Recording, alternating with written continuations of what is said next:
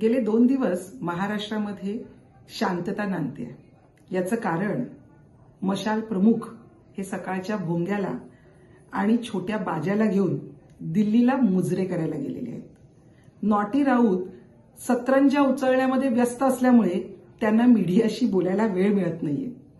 अहो, जेव्हा महाराष्ट्रातले नेते हे लोकांच्या कामासाठी दिल्लीला जात होते तेव्हा यांच्या पोटात दुखत होतं आणि आता मात्र हे स्वतःच्या मुख्यमंत्री पदासाठी आणि त्याचप्रमाणे आपल्या पक्षातल्या लोकांना जास्तीत जास्त जागा मिळवण्यासाठी भीक मागायला, होय होय भीकच मागायला हे दिल्लीला गेलेले आहेत.